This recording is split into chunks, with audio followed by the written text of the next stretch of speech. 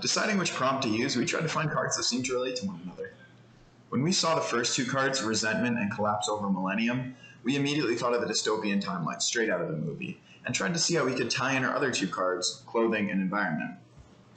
What events in the environment would lead to a collapse of a millennium? How exactly would clothing from the environment change within this dystopia?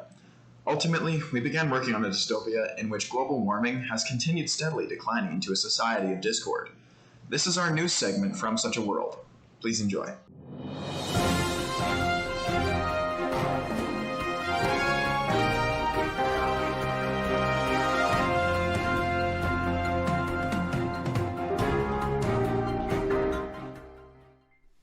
Hello, and thank you for turning into Solar News. I'm your host, Jacob, and here's the weather today. Harsh tornadoes grace the southern peninsula of Florida this evening as a nice 58 degrees centigrade heat wave hits the California coast.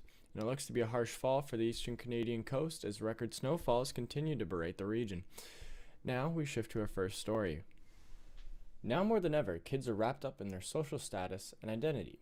So, should the Education Commission allow school-required thermal suits to have branding on them? Kids a millennium ago used to wear school uniforms. This served the function of equalizing the playing field for those who were less financially able, making everybody wear the same outfit. Now in this new age, we are tasked with the same question. When the regular clothing market collapsed, it increased the pressure for low-income families to afford the expensive requisite suits and their children. Should the government subsidize and standardize these suits for the students, or should they allow freedom of expression?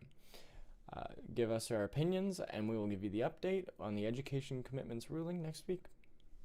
Hello, ladies and gentlemen, and good evening. My name is Josh with Solar News, and today I am live on site with one of those recent polycentrigrade plant shutdowns here in South Africa.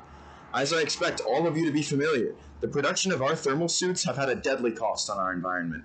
Additionally, the materials for polycentrigrade being mined from South Africa is depleting at an alarming rate. The depletion of such ores is causing for refineries that haven't even been built more than 10 years ago to already be shut down.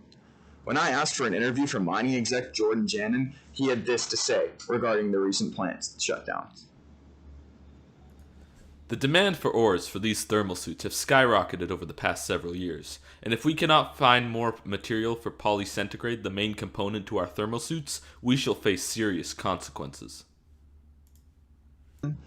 For the full interview with me and Jordan Janin, and more on the scarcity of our polycentrigrade, please tune in at 11. This has been Josh with Solar News. That concludes this segment. Thank you for turning into Solar News, and have a good evening.